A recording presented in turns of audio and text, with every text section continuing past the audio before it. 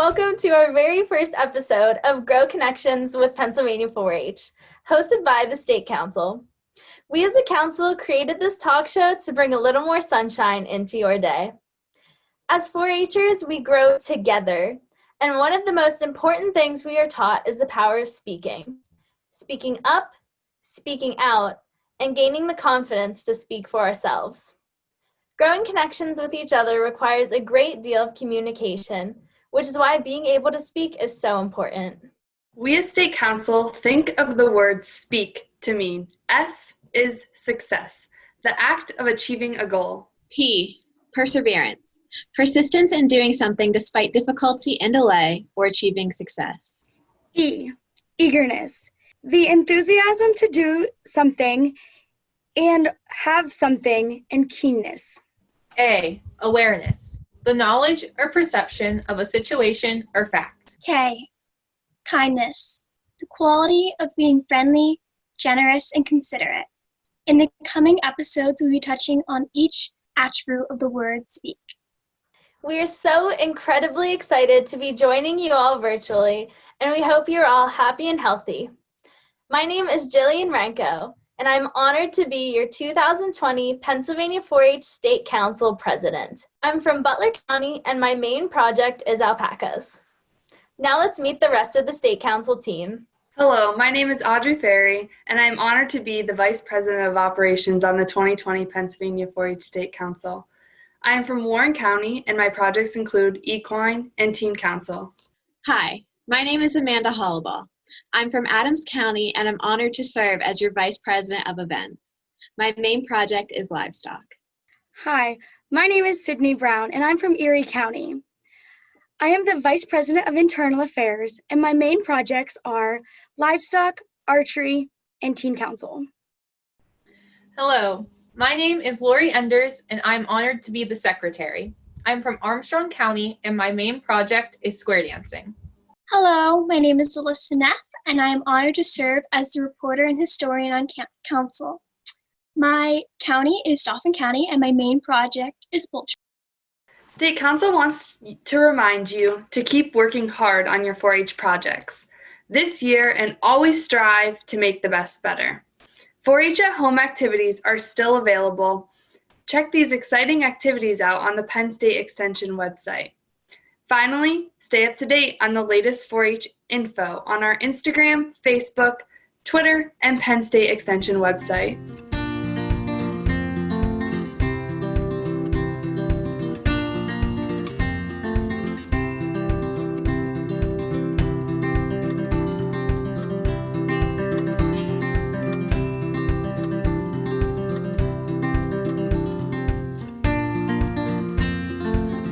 It's now time where we welcome our amazing special guests, Nate Repetz and Sophie Hutchinson. Welcome, Nate and Sophie. We are so excited that you guys can be here today with us. Please start by introducing yourselves, saying the name or the position you held on State Council, the county you're from, and the 4-H projects you did. I guess I'll start. So my name is Sophie Hutchinson, and I was the State Council representative in 2013-2014. I'm originally from Venango County, and my 4-H projects were all centered around textile science. And my name is Nathan Repetz. I was your 2013-2014 State Council president. I'm originally from Cumberland County, and my project areas started out mostly around shooting sports and related matter, and then mostly leadership and Exchange Club after that. Thank you for sharing. Now we want to know what your favorite 4-H memory is. My favorite memory isn't necessarily something specific, but I think in general, all of my favorite memories center around the county fair every year. And just watching, as I changed over the years and how my friends kind of grew in their projects as well, and the activities that we got up to, and just generally having fun, whether it was scheduled 4-H activity or just hanging out at the campers with everybody at a bonfire at night. It's definitely something that I hold close to my heart even today. My favorite things to do were always to go to camp and then go to state events. So I'd probably say it would have been 2013 Capitol Days. Might have been my favorite memory because that's the time when I realized, hey, I want to run for state council. And I was able to talk with the current council members and kind of get a feel, because at that time I was still at state days whenever we were inducted. So that was probably my favorite singular memories, just because it set up so much that happened after that. Now that we're walking down memory lane, we'd like to know, what was your favorite memory from serving on state council? Almost everything that we did on state council, I absolutely loved it. But the thing that really sticks out in my mind is the state achievement days at the very end of our council term, when council used to end at that event. It makes me feel old. But yeah. Nate and I, both on council, had like a pretty good experience, I think, of that state days, because our team finally felt like one cohesive unit. We had really good shining moments, I think, throughout our term, but that's where I finally realized, like, these people are more than like teammates, these are family.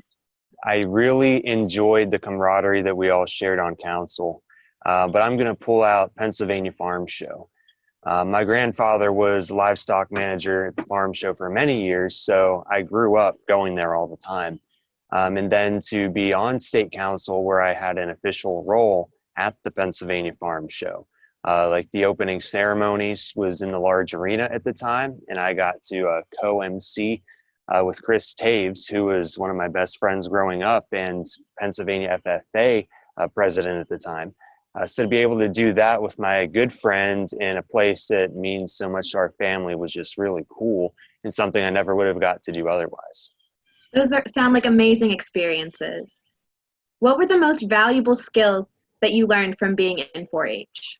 I think that the ability to get in front of and lead a group was the most important skills that I've learned that related to my career at teaching. I say that in the average education environment, you're able to get up and do presentations or book reports, things like that, give your speech, but not in the amount or the type, really, that you would be able to experience in 4-H. For example, if you are at camp and you're leading morning exercises or a song in front of a whole group, or trying to direct a bunch of younger campers through a lunch line. Those are things that you wouldn't get to experience in much any other environment. So the ability to get up in front of people so much is probably the best skill that I got away from it. Yeah, I definitely relate to that too, Nate, and kind of going off of it. Just in general, being able to come out of your shell and try something new. I remember, my first 4-H meeting and feeling, very shy, and being one of the younger members, like, that's a bit natural. And, definitely growing from that, and, going to Congress for the first time, and it being my first time, on a plane without my parents, but it really prepared me to do that more in my adult life, and being able to do that so young, have experiences like that, definitely helped me. That's great. Would you say 4-H has prepared you for your career, as you mentioned that both of you have learned so much from this amazing program? 4-H definitely prepared me for my career. I really enjoyed going to 4-H camp as mostly a counselor, actually. So it was in that time I really learned that I wanted to do something that involved working with students or kids in some sort of way. It's where I found out that I had that ability to lead a group. And it's where I found out I enjoyed being able to teach things to others with the different workshops that we had. So that led me into education and led me to my career, where I was a Pennsylvania ag teacher for about 3 years. And I never would have dreamed of being a teacher or anything along those lines if it wasn't for those camp memories that I was able to practice those skills on. 4-H prepared me for my career kind of in, 2 pillars. So the first being like the technical, like skills, hands-on learning kind of thing. So I did textile science projects, and that prepared me for the career that I wanted in the fashion industry. So everything from learning how to sew to learning how to manage your wardrobe, so those like technical skills. Then the second part of that is those interpersonal skills that prepare you to be somebody who's a good teammate and a good coworker. So, and I talked about that a little bit before, but I think 4-H definitely helped me in both of those regards become more adept at my career. 4-H definitely has a huge impact in all of our lives. So what is your current career and how has 4-H led you to it? Well, my current career path is a little bit different. Definitely am one to say chase your dreams. So right now I'm tire specialist and for Jason Johnson Racing, World of Outlaws Sprint Car Series team with driver David Gravel. So we travel the country racing at the top tier of our sport, dirt track wing sprint car racing.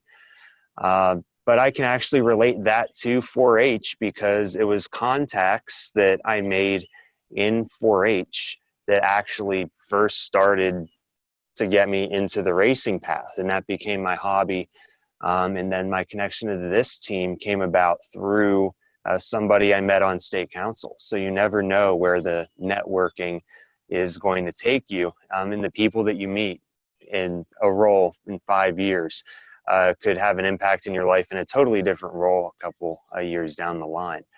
But then I mentioned before how 4-H made me discover my love of teaching, and I really do intend to return to the classroom one day and continue giving back, be a 4-H volunteer in any way that I can. But definitely, if you get the chance to chase your dream and do something that you want, don't hold back and go do it. I think 4-H prepared me for my career in that, as I mentioned, when I started 4-H, I was pretty shy. I remember going to camp for the first time and not wanting to be there at all because I was away from my family and I wasn't even like that young for it to be acceptable maybe. So when I joined 4-H, I didn't really expect to grow in that way, but I definitely did, and ended up moving to New York City my senior year of college, which, I never would have imagined I would have done that those first few years of 4-H, that I would have ever been comfortable with that, but definitely gained a lot more confidence through the program. Stayed in New York City after graduation and worked my way up in a career for a fashion recruitment agency, doing their social media and marketing. And I really would like to stay in that realm and continue my dream in New York City. So that's how 4-H brought me to where I am today. 4-H makes amazing connections. So true. We would like to conclude our last question with any fun facts you have about yourselves or any final remarks you would like to make to the rest of Pennsylvania 4-H. I got to attend the 4-H Legacy Awards in Washington, D.C. the past couple years. Unfortunately, it was canceled this year in person. It was online. But the first year that I went, the celebrity host that they had was Aubrey Plaza, who's, a famous actress if you're a fan of Parks and Rec. She plays April on that show, and she's a 4-H alum. So I've always liked the show and thought she was really funny, and got to meet her at that event. And it was so cool getting to meet, a 4-H alum that I really looked up to and who was as down to earth and cool in person as she was on the show. So I guess that's my 4-H fun fact. And, as for any closing remarks, this has been a pretty weird year in general. And, I admire the resilience of you guys on state council and all the 4-Hers, hopefully, who are watching this. I can't imagine how I would have felt if this had happened during my years, especially those last few years of 4-H when you're really looking forward to things. But it's been really cool to see you guys and everybody come up with creative ways to make this work. And I think those will, last in your memories more than maybe the traditional route that, everybody's done the past couple of years. So, yeah, thank you so much. A fun fact for me would be that for a long time, I actually did not like being in 4-H. And you probably never would have guessed, but I started out at 8 years old. I was the oldest in my family. My mother, grandmother were in 4-H. So my mom decided I was going to be in 4-H. And we were in a part of our county, a lot more urban, not a lot of livestock influence or 4-H influence in general. So my mom started a community club, and I had good memories growing up doing all those projects, and eventually got into shooting sports, but I just never really had the fire or passion for 4-H at that point. That was until state days was coming up, and I was eligible to go compete. And my mom said, okay, go to state days, and if you don't like it after that, you can quit. And then the rest is history. I went to state days, I loved it, and then I just started getting more involved, and it's gotten me to where I am today. So I definitely don't know where I would be if I didn't grab onto 4-H there in my teen years, and took advantage of all the opportunities that were in front of me there. For closing remarks, I can second what Sophie said. It's a weird year for all of us out here on the tour, or my former coworkers there in the classroom. But it just shows you how resilient and how creative we can all be when we're pushed to do so. So definitely hold your heads up. There's going to be some sort of blessing in disguise with this, no matter if it appears now or later. We can take that opportunity and make a positive out of it. And then I just have to say to everybody, chase your dreams, as I said earlier. Don't be afraid to go out and try new things in life, and don't burn any bridges, because you never know what crazy twists life can take you through and where things will keep popping up in the future. I know you've heard it from others 1,000 times, maybe your parents or other famous speakers, but you're going to hear it from me again. It's very true. Hold on to that. And thank you for State Council for having us. Well, on behalf of the entire State Council, we would like to thank you all for joining us and sharing your stories. We truly enjoyed our time with you, and thank you so much.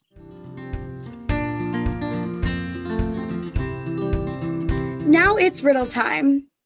The first riddle is, where can you find cities, towns, shops, and streets, but no people? The second riddle is, what do you find at the end of the line?